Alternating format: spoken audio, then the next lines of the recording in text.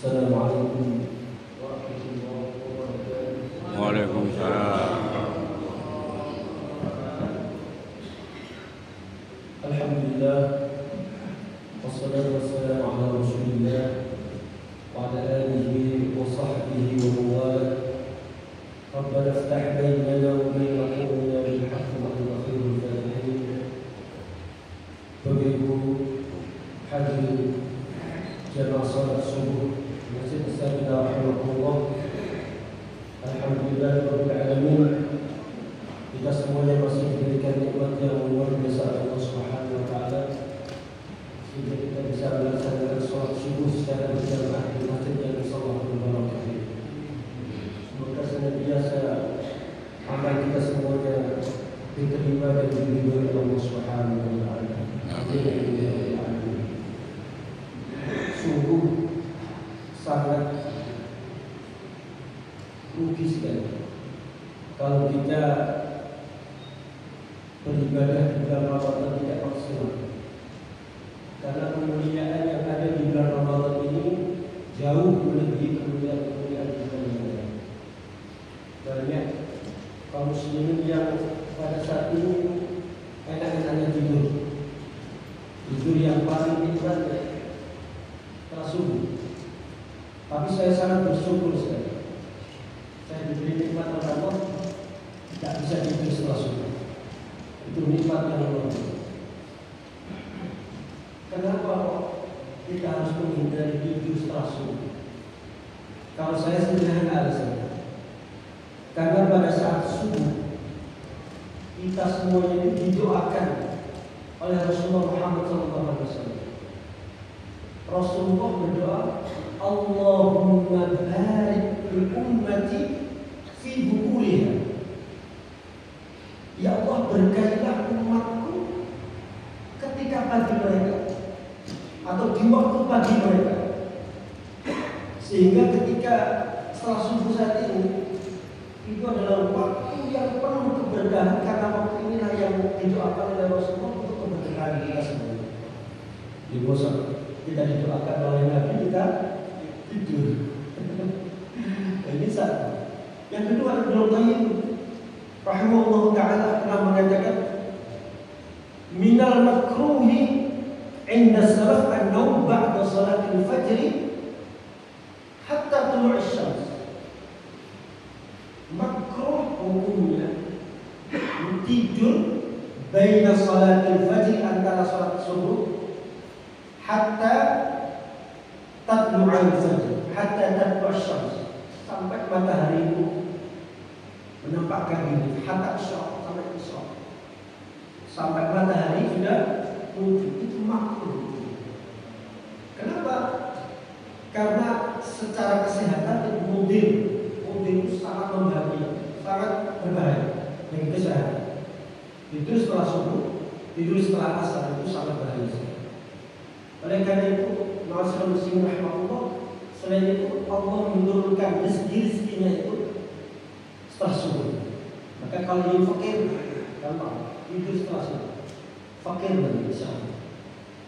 Bapak Ibu rahimahullah, selain itu ada amal yang sangat istimewa setelah subuh. Panjenengan tentunya mempunyai kebiasaan di bulan Ramadan setelah subuh mendengarkan pengajian sampai isya baru pulang.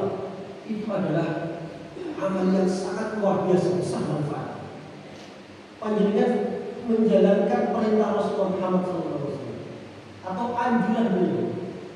Rasulullah SAW pernah mengatakan, man shallal ghadiyah, siapa yang sholat subuh fi jama'atin, dalam berjamaah seperti ini, summa qa'ada, kemudian duduk, yadhkurullah, senantiasa berzikir kepada Allah, hatta tatlu'asy syams, sampai terbitnya matahari, summa shalla rak'atain, kemudian sholat 2 rakaat, kanat lahu ka'ajri hajjah wa umrah, maka ada baginya itu pahalanya seperti haji dan umrah. Panjenengan sudah haji umrah berapa kali? Mulai tanggal berapa haji? berkali-kali ya jadinya. Kalau ditulis di nama itu tidak muat ini. Maka setelah itu Rasulullah SAW mengatakan tambah. Pahalanya itu sempurna dari semua. Artinya apa? Pahala orang yang melaksanakan seperti itu sama persis dengan orang yang melaksanakan haji yang ini tidak usah antri 30 tahun, sudah langsung masuk ke masjid saat itu bisa Allah.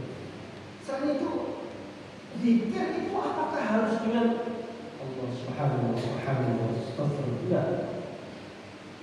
Zikir panjenengan itu bisa dengan berzikir sebagaimana yang kita pahami membaca subhan. Zikir yang paling bagus subhanallah bihamdihi subhanallah. Ketika subuh, ketika pagi hari subuh.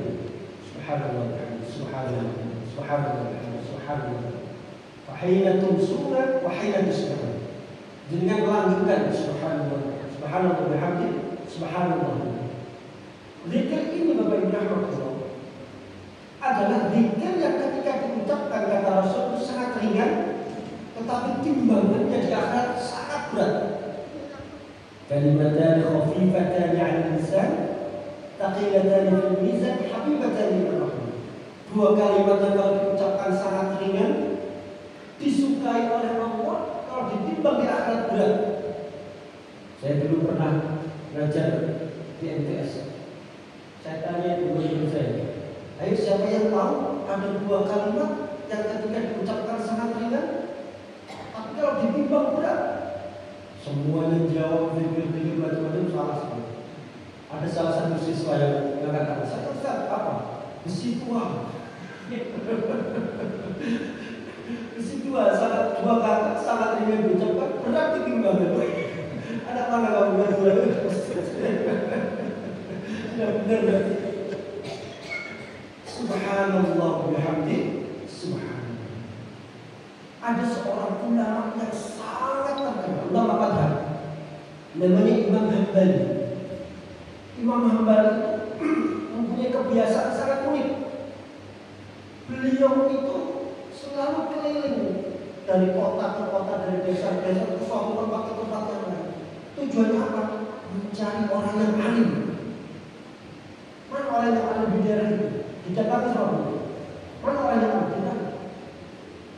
Pada suatu ketika beliau muter mencari orang alim, tidak ketemu, capek. Akhirnya beliau masuk masjid. Masjid di Timur Tengah Bapak Ibu tidak seperti di kita. Masjid di Timur Tengah itu buka hanya waktu sholat, rata-rata hanya waktu sholat. Nggak boleh masuk masjid, nggak boleh tidur masjid, nggak boleh. Harus di luar semua. Imam Hambali ini kecapean. Akhirnya saat masuk masjid, sholat, tiduran. Atau buat masjid. Tuh, siapa tidur sini? Jangan tidur sini, tidur aja. Tidak tahu kalau itu Imam Hambali, imam madhab yang sangat besar. Itu di luar. Imam Hambali saking capeknya, beliau pindah di sudut yang lain, beliau tertidur lagi. Bahkan tadi lupa lagi, tahu tidur datang lagi. Ya Allah karim, gak boleh tidur dalam lagi, tidur di bawah sana. Imam Hambali diseret ke pelataran masjid. Di depan masjid ada orang jual roti. Melihat ada orang yang diseret oleh roti itu didatangi. Ada Bapak ditolong. Mari duduk di sebelah kita. Di dekatnya tempat buat roti itu ada kursi. Duduk di sini. Saya tak melanjutkan buat roti. Tukang roti itu selalu lanjutkan subhanallah. Sambil buat roti subhanallah, subhanallah, subhanallah, subhanallah. Melihat perilaku seperti itu, jika seperti itu Imam Hambali kaget, langsung mendatangi beliau, bertanya, sudah berapa lama kamu membaca seperti ini dalam kerjamu? Beliau menjawab, alhamdulillah, seumur hidup aku kerja ini selalu saya balik dengan subhanallah, subhanallah. Apa manfaat yang kamu dapatkan dari membaca ini? Imam Hambali bertanya. Beliau menjawab, alhamdulillah seluruh kebutuhan dipenuhi oleh Allah. Kecuali satu. Apa itu? Seorang saya itu pengen sekali ketemu dengan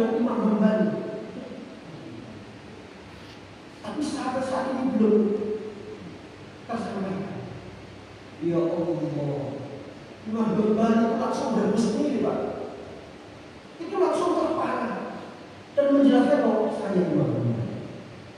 Tidak percaya kalau tidak dijelaskan bahwa saya perjalanannya ini dijelaskan terus percaya. Maka benar lakukan roti kepada Imam Ghazali dan merasakan betapa luar biasanya zikir subhanallah wa bihamdi subhanallah ketika subuh seperti ini.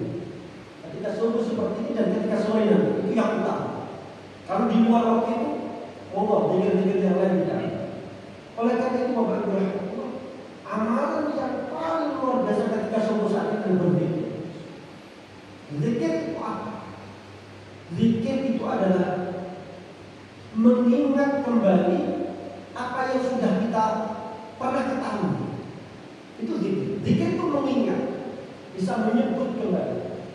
Artinya kalau kita sudah pernah tahu, terus kemudian kita lupa, kita ingat kembali, kita refresh kembali, kita recalling lagi. Artinya apa? Allah yang sudah kita kenal itu kita datangkan lagi di hati kita. Apakah zikir itu selalu dengan subhanallah astagfirullah? Bedakan antara zikir dan mengingat ciptaan Allah. Saya belum pernah membaca sebuah hadis atau anjuran Rasulullah yang menyebutkan bilangan zikir lebih dari 100 kali. Belum pernah. Rasulullah itu istighfar sehari 70 kali. Membaca subhanallah setelah salat 33 kali. Alhamdulillah 33. Allahu Akbar 33. Tidak ada yang 100 kali. Lebih dari 100 kali. Lebih dari 100 kali. Cuma pertanyaannya, apakah Rasulullah tidak pernah zikir sebanyak itu? Tentunya banyak sekali zikir yang dilakukan oleh Rasulullah. Dalam bentuk apa? Padahal ayatnya jelas, uzkurullaha dzikran katsiran. Berzikirlah kalian dengan zikir yang sangat. Tetapi kenapa dalam hadis tidak ada yang lebih dari 100 kali? Ternyata zikir itu tidak hanya dalam bentuk kalimat-kalimat thayyib. Kalimat-kalimat thayyib itu bagian dari zikir. Tetapi zikir adalah menyebut, mengingat dan memikirkan apa yang Allah berikan dan apa yang terjadi, kemudian mengingat kebesaran Allah. Itulah zikir. Itulah zikir. Zikir dan zikir menyebut dan memikirkan tidak bisa dipisahkan. Orang kalau mengingat pasti mikir.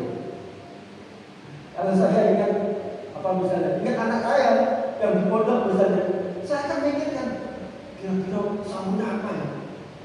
Sambungnya masih ada enggak? Ingat, asli mikir. Sama. Kalau kita mengingat Allah, maka kita akan tidak bisa terlepas dari yang namanya memikirkan ciptaan Allah. Memikirkan apa yang terjadi, itu akan berujung pada mengingat kebesaran Allah. Bapak Ibu rahimahullah, contoh misalnya, panjangnya puasa itu bahasa Arabnya shaum. Ada kalanya siam, ada kalanya shaum. Sama-sama artinya imsak, menahan. Apa nahan? Menutup. Allah menggunakan kata siam itu biasanya menunjukkan ada menutup, menahan dari makan dan minum. Itu siam. Ya ayyuhalladzina amanu kutiba 'alaikumus shiyam. Pakai siam. Tetapi kalau shaum itu yang diempat bukan makan dan minum saja. Ada ayat Al-Quran, inni nadartu shauman falan ukadzibal yawma insiya. Ini Ibu Maryam. Ibu Maryam itu tidak punya suami tapi punya anak. Nabi Isa. Ketika diinterogasi banyak orang, bisa punya anak. Wis diam saja. Inni nadartu shauman. Kata Ibu Maryam, aku bernadar shaum, berpuasa. Shaum di sini adalah imsak lisan. Menahan lisan. Pertanyaannya, kenapa ya orang berpuasa kok nggak boleh makan, nggak boleh minum? Padahal itu kan enak. Padahal itu kan menyehatkan. Makan dan minum itu energi bagi kita. Kenapa dilarang? Jadi kan mikir akhirnya menemukan jawaban dari sisi kesehatan, dari sisi perintah, maka panjenengan telah berzikir kepada Allah. Dengan memikirkan hikmah puasa itu. Kenapa kok kita itu setelah puasa kok disuruh zakatnya? Mikir kebesaran Allah. Oh, jadi orang muslim itu harus peka dalam sosial kita. Kalau kita haji, kenapa kita harus korban? Oh, mikir. Masa yang diterima itu darahnya tidak. Tapi ketaatan kita kepada Allah. Kita mikir, maka disitulah berzikir kepada Allah. Maka ketika duduk seperti ini, panjenengan boleh berzikir. Dan memang harus berzikir. Kalau panjenengan berzikir nanti sampai keluar syam, sampai isyraq tadi, panjenengan pahalanya pulang itu sudah haji dan umroh.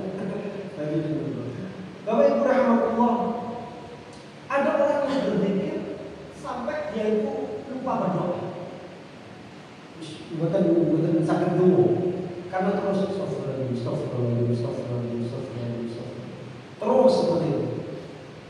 Ada ulama yang sangat terkenal di Madura, namanya Syekh Khalil Bangkali, Syekh Khalil atau Syekh Khalil. Beliau gurunya Syekh Hasan Asy'ari. Beliau selalu didatangi. Pada suatu ketika ada orang santri yang selalu membantu menghidangkan makanan, mendekatkan minuman, selalu membantu Abu Khalid untuk berada di waktu itu. Ada tamu satu yang datang, saya ini bisnis selalu gagal terus. Abu Khalid selalu mengatakan, perbanyak istighfar. Kata dia pulang. Tahu juga, saya ini sudah menikah berapa tahun, 20 tahun. Kok saya belum punya anak? Gimana ya? Istighfar. Iya, istighfar aja ya. Iya, istighfar. Pulang. Dan ketika pagi saya itu habis semua, banyak tikusnya, pacak, gak ada air. Perbanyak istighfar. Sudah. Tamu bilang semuanya, arti dalamnya memberanikan diri untuk bertanya pada Abu Khalid. Ngapunten, tadi kan banyak tamu dengan masalah-masalah yang berbeda-beda. Kenapa jawaban panjenengan untuk masalah istighfar saja? Beliau menyebutkan sebuah ayat, faqul istaghfiru rabbakum innahu kana ghaffara yursilis samaa 'alaikum midara wa yumdidkum bi amwalin wa banin wa yaj'al lakum jannatin wa yaj'al lakum anhara. Sudah istighfar aja kepada Allah, karena Allah itu Maha Pengampun. Yursilis samaa 'alaikum midara. Dengan istighfar Allah akan menurunkan airnya ke dari langit, menurunkan hujan. Berarti yang pacak tadi sawahnya kena air itu. Yursilis samaa 'alaikum midara wa yumdidkum bi amwal. Dan Allah akan memberikan kamu rezeki. Amwal itu beberapa harta. Berarti istighfar juga akan mendatangkan sukses dalam bisnis itu. Yang ketiga, wa yumdidkum bi amwal wa banin, dan anak.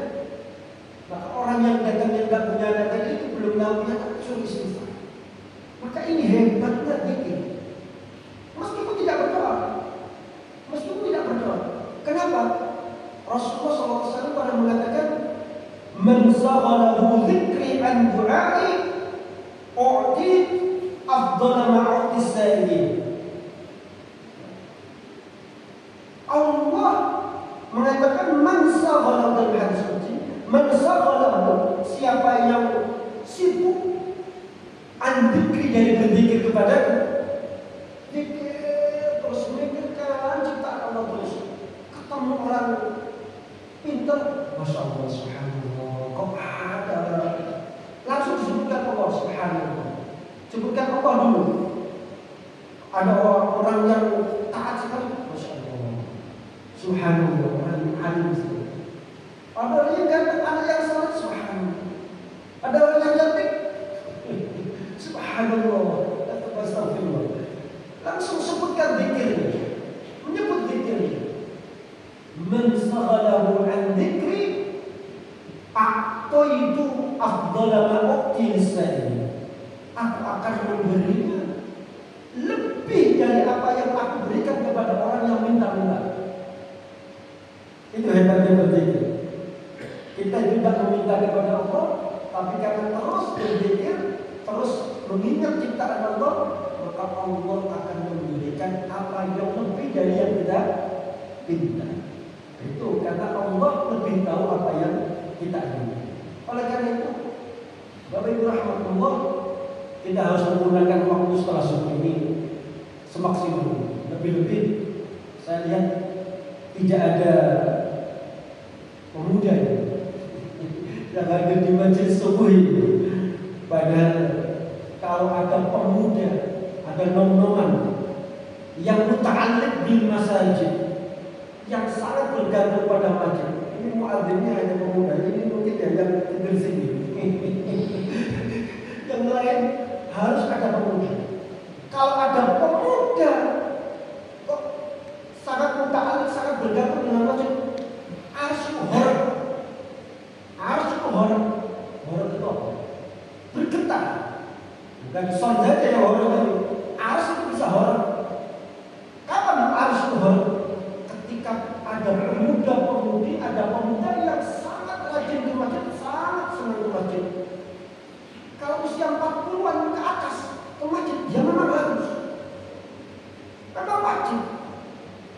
Ada seorang ulama besar namanya Al-Kisai. Al-Kisai ini dulu sebelum usia 40, ya, sebelum usia 40, beliau itu akan wedus, tukang pembala kambing, punya kambing banyak, setiap hari membala kambing sebagaimana pemuda-pemuda desa yang lain. Bangun kambing, bangun wedus, sudah mulai pagi sampai sore pulang, setiap hari seperti ini.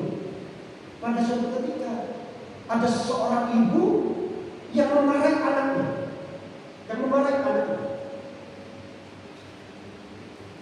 Idhab lil haram. Kamu itu pergi ke majelis ilmu itu, pergi ke majelis tahfidz, pergi ke majelis ilmu. Kalau kamu tidak pergi ke majelis ilmu, tidak mau ngaji, kamu nanti bisa seperti itu. Imam Al-Kisai ditunjuk oleh ibu. Kamu nanti kalau besar jadi pembala kambing. Imam Al-Kisai mendengar ucapan yang sangat menyakitkan itu, terperangah, kaget, langsung melihat ke ibu tersebut. Dorong timas dan jahili. Apakah kamu itu mengibaratkan orang yang bodoh itu menempel padamu? Gak terima dia dari orang bodoh. Ketika itu mengulangi lagi ibu, marahi anaknya itu. Kamu itu pergi ke majelis itu, dan anak ini oleh karena tidak mau ngaji, karena tidak mau ngaji. Maka seketika itu Imam Al-Kisai itu seakan-akan dipecut semangatnya, kalau dia sebagai ibarat orang yang bodoh, dan ibu tersebut tak terima.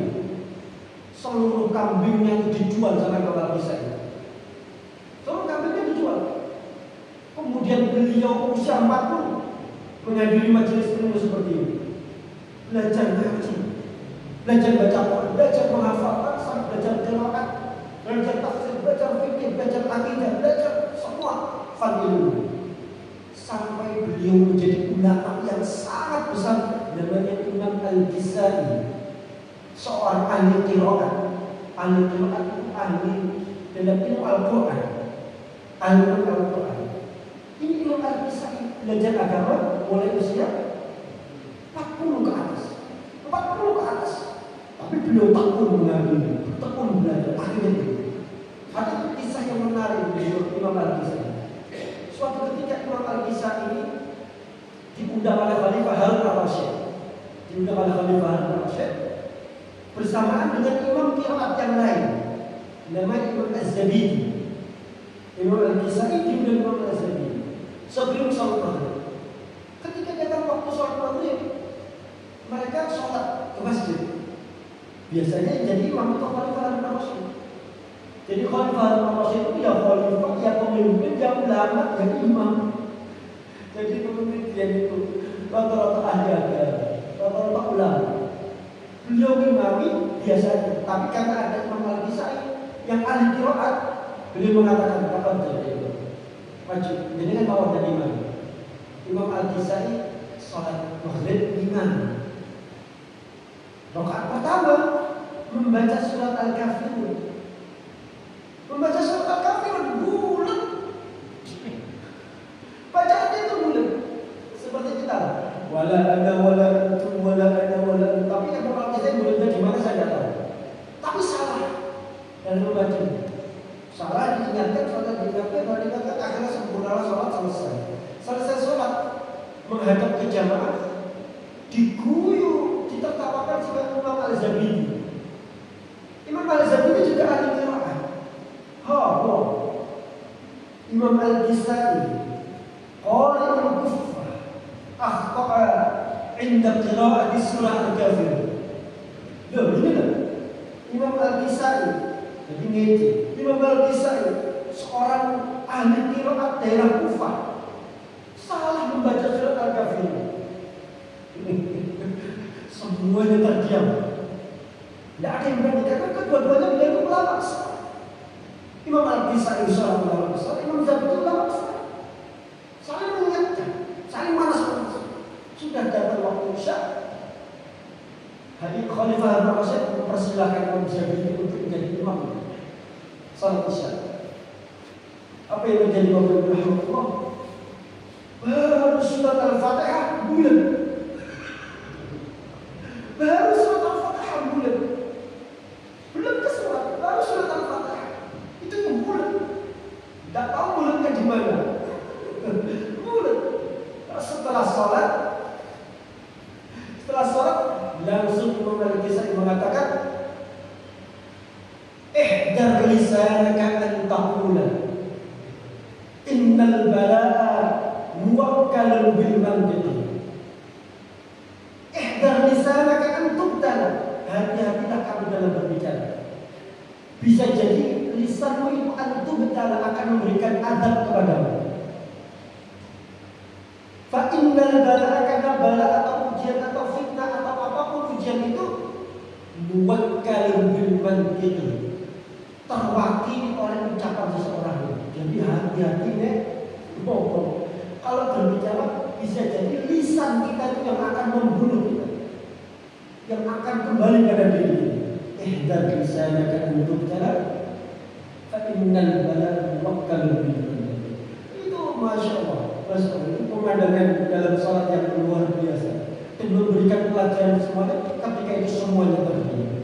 Oleh karena itu, Bapak Ibu rahimahullah, maka waktu yang paling baik ini kita gunakan untuk senantiasa berzikir kepada Allah, untuk mengingat Allah. Zikir apa yang paling baik? Zikir yang paling baik. Semua zikir pada hakikatnya baik. Pun panjangan mau istighfar silahkan, mau mendahulukan istighfar silahkan. Tapi ada zikir yang tidak pernah ditolak oleh Allah. Kalau panjangan saya tanya, lebih bagus mana antara astagfirullah dengan subhanallah? Baca istighfar atau baca tasbih? Ayo, yang bisa beritahu. Semuanya menghadirkan cinta. Istighfar. Ada lagi yang jawab tasbih mungkin? Gak ada. Istighfar itu ibarat sabun. Kalau tasbih itu pewangi. Coba lagi. Kalau istighfar itu ibarat sabun. Orang kalau banyak dosa, mengingat dosanya semuanya masalah, sudah istighfar yang banyak. Kita pernah tidak sholat di masa muda kita mungkin, lalai dalam sholat. Tidak tahu berapa kali kita tidak sholat, berapa kali kita tidak puasa, sampai kita tidak ingat. Padahal sholat itu harus diqadha, harus dibayar. Tidak ingat, sudah istighfar itu. Istighfar yang banyak itu menggugurkan atau menghapus dosa-dosa itu. Kalau Kalau sudah banyak istighfar, kasih pewangi. Subhanallah, subhanallah, subhanallah, subhanallah. Apakah istighfar selalu diterima? Belum tentu. Apakah tasbih selalu diterima? Belum tentu. Zikir yang tidak mungkin tertolak, membaca sholawat kepada Rasulullah Muhammad sallallahu alaihi wasallam. Allahumma shalli ala sayyidina Muhammad, Allahumma shalli ala Muhammad sallallahu alaihi Muhammad, Allahumma shalli wa sallim ala sayyidina Muhammad. Monggo dengan langgengkan dengan lafaz apapun terserah, semua sholawat bagus. Tapi ada sebuah kisah. Itu tidak pakai kisah ini. Yang semangat tadi. Saya tidak menyiapkan sebenarnya. Imam Al-Ghazali itu pengarang kitab Ihya Ulumuddin. Kitab yang sangat dikaji oleh banyak orang. Sampai saat ini beliau itu sebelum mengarang kitab itu selalu membaca sholawat. Allahumma shalli ala Muhammad, Allahumma shalli ala Muhammad. Setelah baca sholawat baru mengarang kitab. Beliau bermimpi ketemu Rasulullah. Dalam mimpinya itu Rasulullah mengatakan, "Lima akmaltas salata anni." Kenapa kamu tidak menyempurnakan salawatmu kepadaku? Kenapa kamu tidak menyempurnakan salawatmu kepadaku? Maka ketika itu Imam Al-Ghazali itu langsung banget kaget, mengingat bahwa ketika beliau salawat Allahumma shalli ala Muhammad itu, maka ketika itu beliau langsung menyempurnakan salawatnya, Allahumma sholli wa sallim ala sayyidina. Ada sholli wa sallim. Karena ayatnya itu innallaha wa malaikatahu yusholluna 'alan nabi ya ayyuhalladzina amanu shollu 'alaihi wa sallimu taslima. Shollu 'alaihi wa sallim. Ada shollu, ada wa sallim. Allahumma shalli wa sallim ala sayyidina. Maka ketika itulah beliau langsung menyempurnakan bentuk salawatnya kepada Rasulullah sebelum mengarang Allahumma shalli wa sallim. Allahumma shalli wa sallim. Kitabnya menjadi barokah sampai saat ini dikaji. Tapi ada yang paling baik berzikir. Zikir yang paling baik itu apa? Adalah qiraatul Quran. Tidak ada tandingan zikir apapun yang bisa mengalahkan zikir dengan membaca Quran. Zikir Quran, membaca Quran itu harus dilakukan. Kalau sudah dilakukan namanya wirid. Di dalam Quran ada al-wird, kata al-wird, atau dalam kajian Islam namanya al-wirdul Quran. Membaca wirid dengan membaca Quran itu afdhalul dzikri. Afdhalul dzikri adalah wirid dengan membaca Quran. Kenapa kok demikian? Karena itu firman Allah. Apa ada yang lebih baik dari firman Allah? Tidak ada. Apalagi sholat-sholat karangan ulama pasti lebih bagus dari firman Allah. Karena sholat karangan ulama boleh silakan. Tetapi yang paling baik adalah Quran. Nah, Quran ditandai syukur-syukur panjenengan niat untuk menghatamkan di bulan Ramadan ini. Insya Allah ya. Sudah sampai di sebulan panjenengan. Satu hari satu juz semua. Ini hari keberapa ini? 12 ya. 12 juz. Atau sudah dapat 13 atau lebih. Insya Allah nanti malam takbir dengan hataman. Satu huruf dikajar 10 kebaikan. Bismillahirrahmanirrahim berapa huruf? Dengan itu. Terus sesuai nanti kalau 19. 11 kali 10 190. Itu di luar bulan Ramadan. Dalam bulan Ramadan ditikau oleh sama Allah. Dilipat gandakan 1000 kali. Masya Allah. Sehingga kalau hatam sekali, panjenengan sama hanya hatam 1000 kali di bulan Ramadan, tidak akan kita dapatkan di bulan-bulan yang lain. Oleh karena itu, wirid Quran adalah wirid yang terbaik. Wirid itu, wala mawar dan al-bajan. Wirid itu semacam sumur yang sangat jernih airnya, terus kemudian kita haus, di situ banyak musafir, minum air. Air yang sangat jernih itu membasahi dalam keharusan, itulah itu. Kita membaca Quran seakan-akan hati kita ini haus sekali. Terus kemudian dengan membaca Quran, maka Allah akan membuat hati kita itu tenang. Makanya ada para sahabat berkumpul, yang ada para sahabat berkumpul, kemudian mereka membaca Quran, terus kemudian menafsirkan, menjelaskan isinya.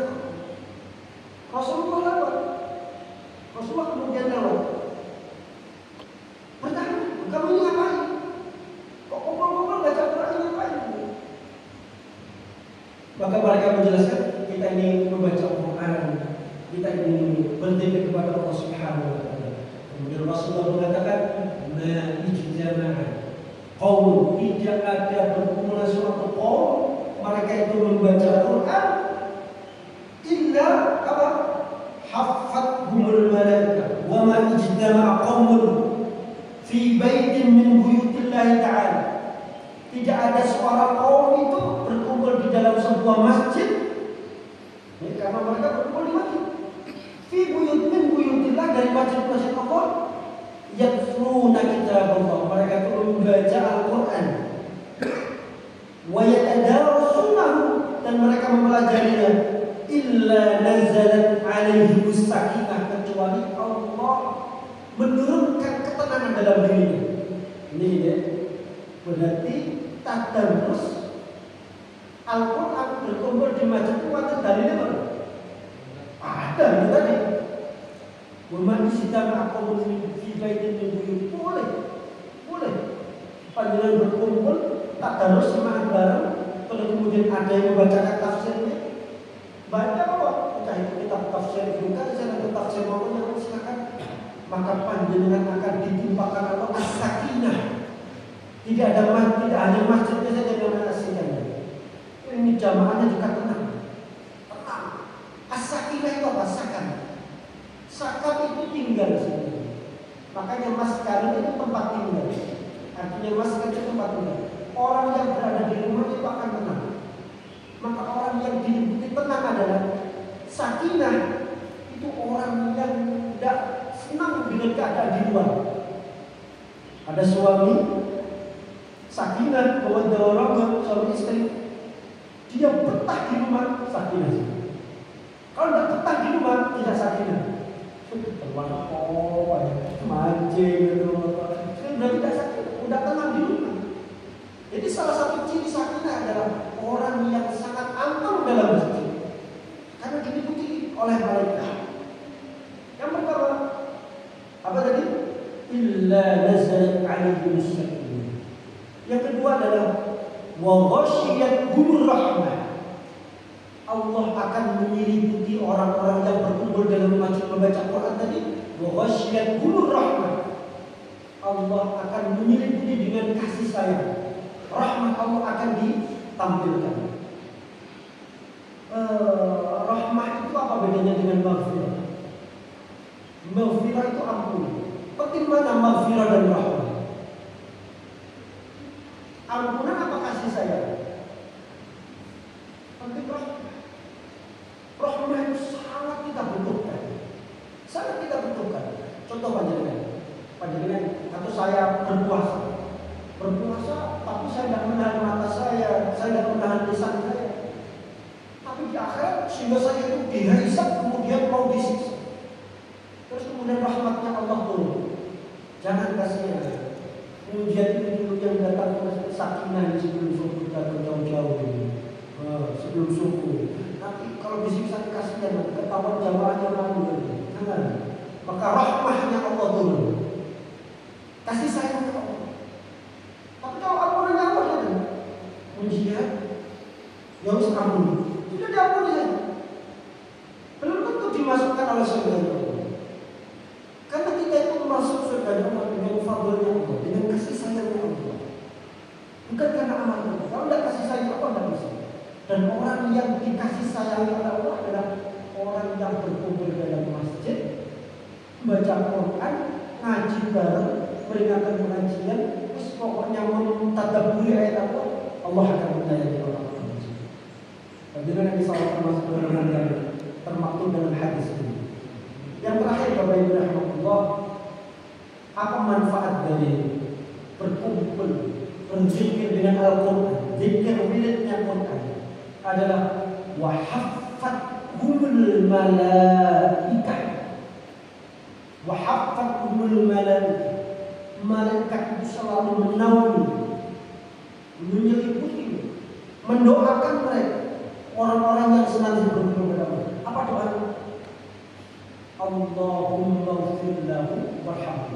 Panjenengan kalau masuk masjid seperti ini jangan lupa berdoa. I'tikaf. Niatnya nawaitu i'tikaf sunnatan lillahi ta'ala. Saya niat i'tikaf karena Allah Ta'ala, sunnah karena Allah. Selama panjenengan belum keluar masjid, selama panjenengan dalam masjid dan punya wudu, menang saja, diam saja, malaikat akan senantiasa mendoakan panjenengan. Maka tadi yang keluar, dulu masuk masjid lagi, niat lagi. Apa? Malaikat akan mendoakan Allahumma ighfir lahu, Allahumma arhamhu. Ya Allah, ampunilah orang yang dalam masjid ini. Ya Allah, kasih sayangilah orang yang ada dalam masjid ini. Ditoakan ujian itu belum tentu makhluk. Karena yang mendoakan malaikat, makhluk yang paling dekat dengan Allah, insya Allah mustajab. Itu adalah salah satu faedah orang yang sengaja berkumpul di dalam masjid tadabbur Al-Quran. Yang paling akhir apa faedahnya? Kata Allah, kata Rasulullah, wa dzakarahum liman indahu. Dan Allah akan menyebut orang-orang yang berkumpul dari kepada orang yang berada di sisinya Allah.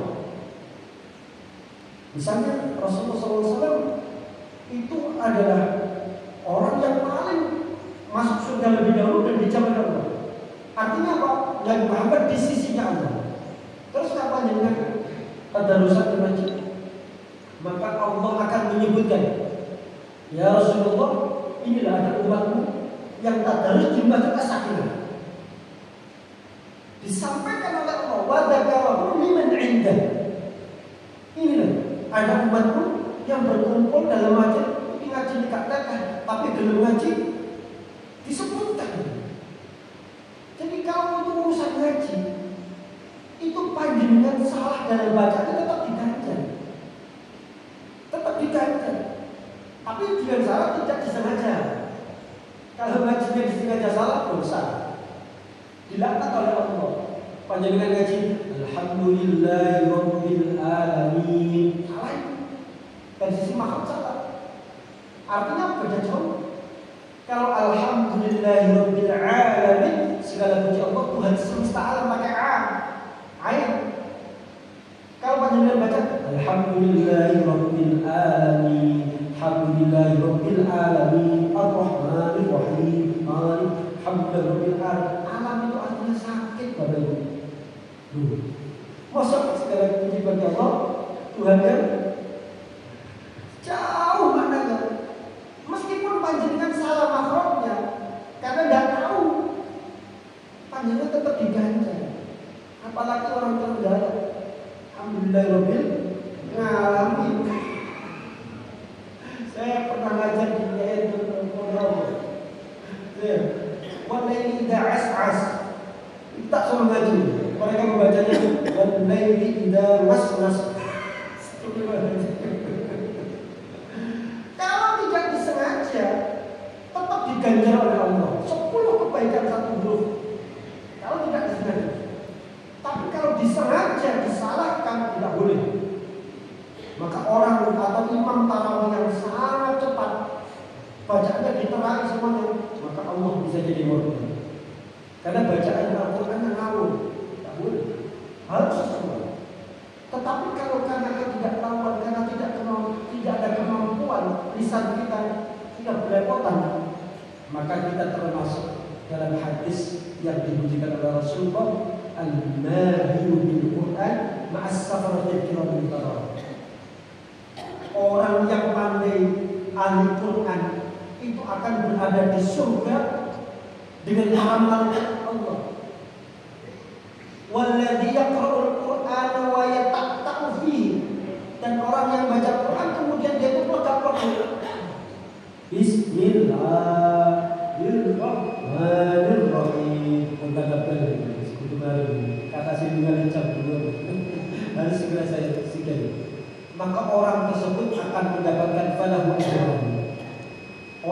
seperti ini justru mendapatkan 2 pahala.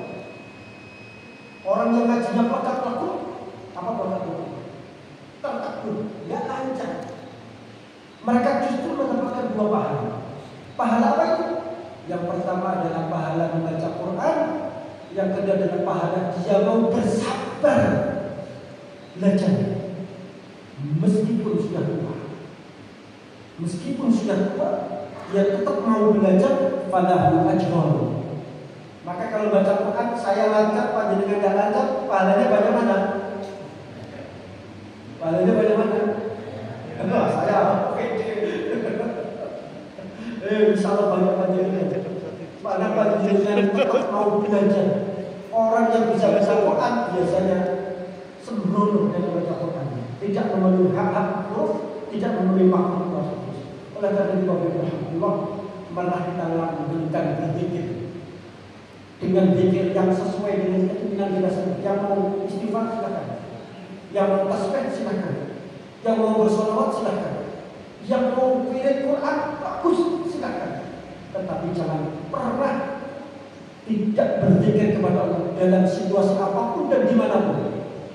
Alladzina yadhkuruna Allaha qiyaman wa qu'udan wa 'ala junubihim wa yatafakkaruna fi khalqis samawati wal ardi rabbana ma khalaqta hadha batila subhanaka faqina 'adzaban nar.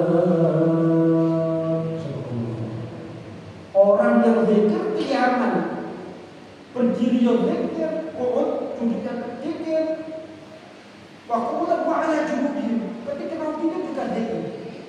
Orang yang seperti ini termasuk kategori ulul albab, orang-orang yang senantiasa dicintai Allah, dicintai Rasulullah, dan insyaallah mendapatkan kasih sayang Allah kelak di akhirat. Amin. Dan semoga kita semuanya termasuk golongan yang senantiasa berzikir kepada Allah Subhanahu wa taala, yang senantiasa bersyukur kepada Allah Subhanahu wa taala. Sehat terus, umur panjang, anak semua taat, dan sukses semuanya di akhirat. Al-Fatihah.